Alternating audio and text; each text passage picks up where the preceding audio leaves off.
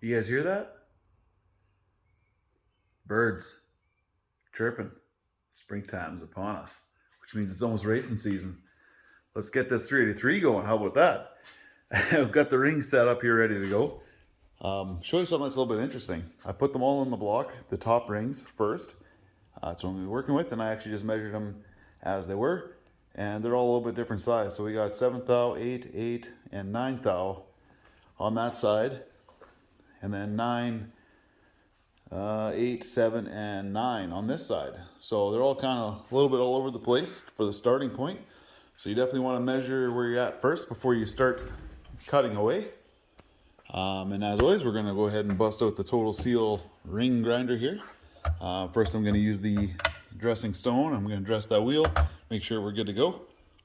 And then I'm going to set the rings up and we're going to go ahead and cut them. I'm going to go 28 thou on the top ring and I'm going to go 30 on the second ring. Main reason I want the second ring a little bit looser than the top ring is I don't want any gases trapped between the top ring and the second ring and doing anything funny in there, igniting in between the rings and causing any kind of ring flutter. So we're going to just make sure that second ring is a little bit touch looser. It is a forged piston, right? So the whole piston is going to expand fairly equal, unlike a hyper-eutectic where the top ring is really going to take a lot of that heat. So yeah, let's get to it.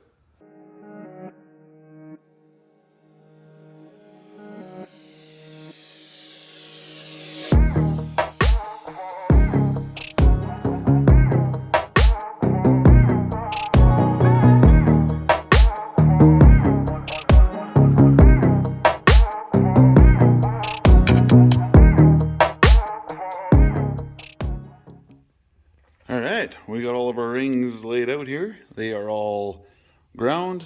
They are all deburred.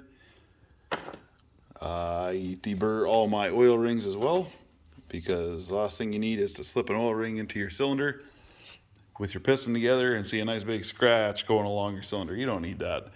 So I take the time and I deburr all of them.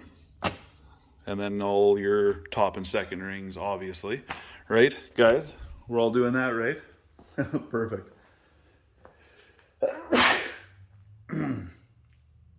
Woo! Power right in the kisser. Okay, so next up we're going to install the cam bearings on this block, and we'll test fit the camshaft and make sure it's all good. Now I got one in there actually. Let me just try to get it to focus and show you. So right now I got it in that bottom corner, and you can see that let's see, that oil hole is lined up with that slot that is in the journal down there. Wow, that just does not focus. I'm sorry, guys. And you can see it's down in this corner. So now you flip the engine up, it's up in this corner. Okay, so it's going to allow nice oil film to hit that bearing, and it's not going to get plugged off with all those cam pressure or the spring pressures pushing down on that camshaft. I don't know, maybe you knew that before or not, but now you do anyway. That's at least what I do. You do what you want on that side. And then obviously I use a flashlight and I get right up and in there. That's why the hat's backwards so the beak doesn't hit the block. So I just tap the cam bearings in a little bit at a time, get the light out, look inside, line it up, get it where I want it to be. You don't want to hit it too far because obviously that sucks. And you got to backpedal, maybe get a new set of bearings because they're press fit. So yeah, hope you learned something there. I'm going to go ahead and continue and get these all hammered in. And just like that, we have all of our cam bearings installed beautifully, if I do say so myself. So now I am going to turn off that light so it's not blinding the camera.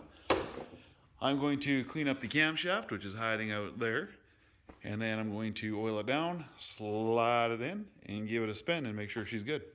If it turns tight, then we know we got problems. If she turns free, we are good to go. Alrighty. So, after your cam bearings are in, you obviously want to take a look at them, make sure they look okay. You know, that's always nice to do. And then I actually run a magnet into there and a rag so I can blow out, well,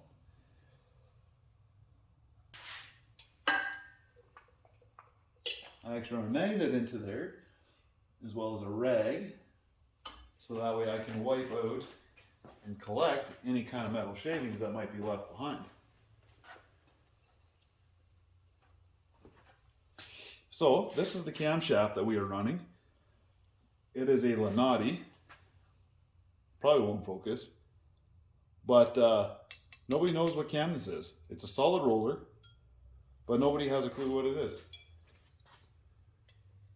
It was used, so I don't have an answer there. I called Lanati, gave him the numbers. He didn't have a clue what it was. He's like, well, it was probably from previous owners since the business has changed hands multiple times. So he couldn't tell me what it is. So we have a bit of a mystery solid roller camshaft here. But after I got this thing together, or the short block together,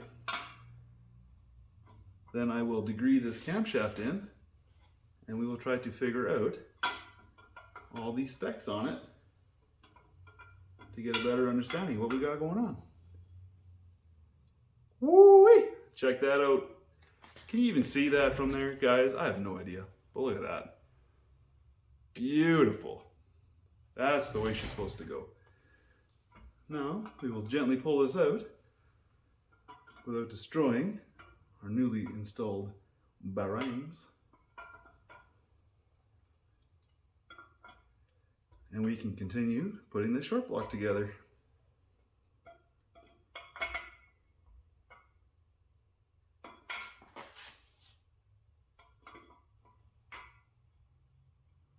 Just like that. Guys, is there really anything as satisfying as pushing an old used camshaft into a brand new set of bearings and have it spin beautifully? I don't know. I'm sure there is, but right now I'm living in a moment. It's very nice. All right, I'm gonna get all the core plugs put in, oil galley plugs in, put in, and then we'll continue on.